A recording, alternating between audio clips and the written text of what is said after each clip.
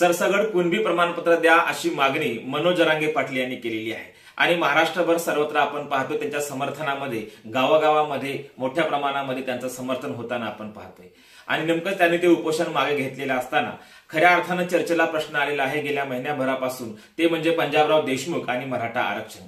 पाहूया त्या व्हिडिओच्या माध्यमातून नेमका मराठा समाज चुकला कुठे आणि पंजाबराव देशमुखांची भूमिका होती तरी काय आणि कोण आहेत पंजाबराव देशमुख। नमस्कार, मी डॉक्टर नागराज मगरे, शब्दयोद्धा लाईव्ह मध्ये आपल्या सर्वांचं मनपूर्वक स्वागत। महाराष्ट्रात सध्या मनोज जरांगे पाटील आणि मराठा समाज आक्रमक होत आहे। मराठा समाजाला सरसगट ओबीसी मध्ये घ्या।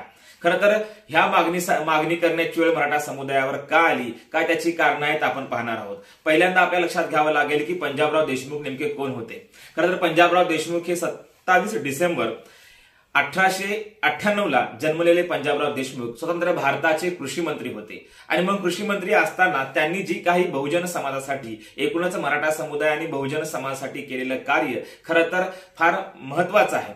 त्यांनी आतापर्यंत ज्या काही आपण भूमिका त्यांच्या अभ्यासलेल्या असतील त्या सर्वात महत्वाची भूमिका म्हणजे बहुजन, इथला बहुजन जो आहे तो बहुजन त्याचा विकास झाला पाहिजे आणि मग या बहुजनाचा विकास करण्यासाठी वारंवार बहुजनाच्या कल्याणाची भूमिका घेणारे पंजाबराव देशमुख यांच्या संदर्भाने मात्र मराठा समुदाय तितका खऱ्या अर्थानं त्यांच्या म्हणण्याला त्यांनी आतापर्यंत हाक दिलेली नाही असंच लक्षात येते।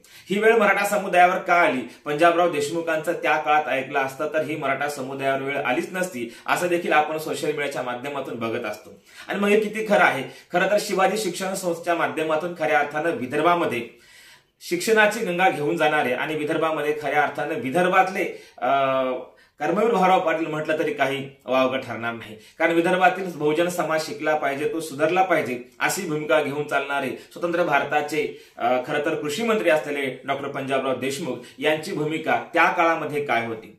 त्यांनी सांगितलं होतं की मराठा समुदायाने खरं तर कुणबी सर्टिफिकेट घेतलं पाहिजे किंवा कुणबी नाव आपल्या नोंदी केल्या पाहिजे आणि मग ही कुणबी नोंद करत असताना मात्र जेव्हा त्यांनी आवाहन केलं की मराठा समुदायाने कुणबी नोंद करा, त्यावेळेस मात्र पश्चिम महाराष्ट्र आणि मराठवाड्यातील काही मराठा समुदायांनी त्या मागणीला विरोध केला आणि मग ही वेळ आज आलेली आहे। आणि त्या मागणीला विरोध काय केला की कुठेतरी जात अभिमान, कुठेतरी सरंजामी मानसिकता आणि आम्ही 96 कुळी आहोत ही जी काही खोटी आणि आभासी मानसिकता घेऊन जगणारा समाज आजही आपल्याला पाहायला मिळतो, त्याचे परिणाम आपल्याला आज भोगावे लागत आहेत आणि हे कुठेतरी मराठा समुदायाची चूक आपल्याला दिसून येते। परंतु ती चूक झाली हे मान्य आहे, परंतु याचा अर्थ असा आहे का की आज ज्यांना जाणीव झाली त्यांना त्या जाणीवेची जाणीव झाल्यानंतर त्यांच्यावर अन्याय होऊ नये ही देखील सरकारची आणि सर्वसामान्य माणसांची आणि एकूणच माणूस म्हणून आपल्या सर्वांची भूमिका आहे। आज मराठा समुदाय आक्रमक झालेला आहे, त्यांना ती जाणीव झालेली आहे की आपण खोटी जात अभिमानी भूमिका घेऊन जगलेलो आहोत। आपण कुठेतरी जात अभिमानी भूमिका घेतल्यामुळे आपल्या समाजाचं आणि आपलं फार मोठं नुकसान झालं हे अलीकडच्या समुदायाला, अलीकडच्या काळातील गरीब मराठा समुदायाला लक्षात आलेलं आहे। पण तरी नारायण राणे सारखे असंख्य असे मराठा समुदायातील नेते आहेत किंवा मराठा समुदायातील काही वर्ग आहे जे आजही त्या 96 कुळीचा खोटा अभिमान घेऊन जगत आहेत। खरं तर जातीचा अभिमान बाळगणं खरं तर या राष्ट्राला आणि या महाराष्ट्राला फुले शाहू आंबेडकरांच्या महाराष्ट्राला शोभणारी नाही किंवा ती शोकांतिका आहे। भारताच्या राज्यघटनेच्या निर्मितीच्या टायमाला खरं तर भारतीय राज्यघटना 340व्या कलमानुसार कुणब्यांना आणि एकूणच ओबीसी समुदायाला आरक्षण देते। ज्या काळामध्ये आपण पाहिलं असेल की कृषी मंत्री असताना सोबतच त्याच्या आधी जर आपण काळ पाहिला तर पंजाबराव देशमुख हे भारतीय राज्यघटना निर्मिती समितीचे सदस्य आहेत आणि मग सदस्य असताना 1948च्या काळात सरदार वल्लभभाई पटेल असतील, डॉक्टर पंजाबराव देशमुख असतील किंवा रामचंद्रपुरी असतील, हे डॉक्टर बाबासाहेब आंबेडकरांना संविधान निर्मितीच्या काळामध्ये भेटले आणि त्यांनी सांगितलं की शेतकरी आणि कुणबी याच्यामध्ये आपण फरक थोडासा केला पाहिजे आणि म्हणून कुणबी हा शेतकरी आहे, शेतकरी हा कुणबी आहे आणि ही जी काही संकल्पना आहे ही पंजाबराव देशमुखांनी डॉक्टर बाबासाहेब आंबेडकरांच्या लक्षात आणून दिली। बाबासाहेब आंबेडकरांनी देखील याला होकार दिला आणि सरदार वल्लभभाई पटेल, चंद्रपुरी आणि डॉक्टर पंजाबराव देशमुख या तिघांच्या भेटीनंतर 340व्या कलमानुसार आपल्या लक्षात येतं की डॉक्टर बाबासाहेब आंबेडकरांनी घटनेमध्ये ओबीसी आरक्षणाचा खरं तर प्रश्न निकाली काढला। मग आपल्या लक्षात येतं की त्या काळामध्ये कुणबी नोंदी करा असं पंजाबराव देशमुख वारंवार सांगत होते, परंतु त्यांचं ऐकलेलं नाही। परंतु विदर्भामध्ये विशेष करून अमरावती, अकोला या भागातील बहुसंख्याक मराठा समुदायाने आणि बहुसंख्याक विदर्भातील मराठा समुदायाने आपल्या जातीच्या प्रमाणपत्रावर किंवा आपल्या नोंदी ह्या कुणबी केलेल्या आहेत आणि मग या कुणबी नोंदी केल्यानंतर त्यांना त्या 340व्या कलमानुसार आरक्षण मिळालं, परंतु पश्चिम महाराष्ट्र आणि मराठवाड्यातल्या मराठा समुदायाला मात्र आरक्षण मिळालं नाही.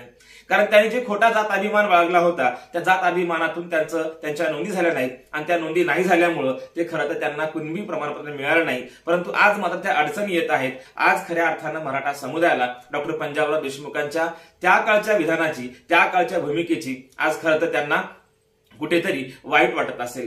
दुसरीकडे आपण असं पाहतो, पंजाबराव देशमुखांची भूमिका ही केवळ जात अभिमानाची कधीच नव्हती. पंजाबराव देशमुख हे वारंवार आपल्या विचारातून सांगायचे, त्यांचं ब्रीद असं होतं, बहुजन वर्गाचं हित.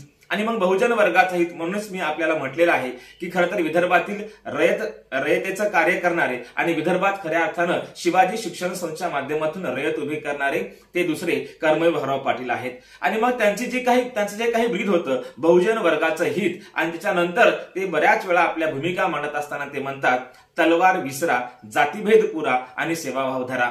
खरं तर त्या विचाराची गरज आज मराठा समुदायाला आहे. आपण पाहतोय की सोशल मीडियाच्या माध्यमातून विविध प्रकारच्या रील्स विद्यार्थी आणि एकूणच समुदाय तयार करत आहेत. या रील्सच्या माध्यमातून इतरांच्या आरक्षणावर टीका होताना आपण पाहतो, किंवा त्यांच्या आरक्षण आम्हाला नाही तर कोणालाच नाही अशा देखील रील्स तयार होत आहेत. परंतु या रील्सच्या माध्यमातून आपण कुठेतरी पंजाबराव देशमुखांचं कार्य आणि त्यांची भूमिका पुन्हा विसरतोय की काय, हे खरं तर आज जाणीव करून देण्याची आणि स्वतःला समजून सांगण्याची गरज मराठा समुदायावर आलेली आहे. पंजाबराव देशमुखांची भूमिका ही खरं तर कधीच जातीय नव्हती. ते खरं तर बहुजनांच्या कल्याणासाठी लढणारे एक नेते होते. आणि मग म्हणून पंजाबराव देशमुखांची भूमिका ही कधीच त्यांच्या क्षत्रियत्वाकडे घेऊन जाणारी नाही, तर ते म्हणतात की तलवार विसरा, जातीभेद पुरा आणि सेवाभाव धरा.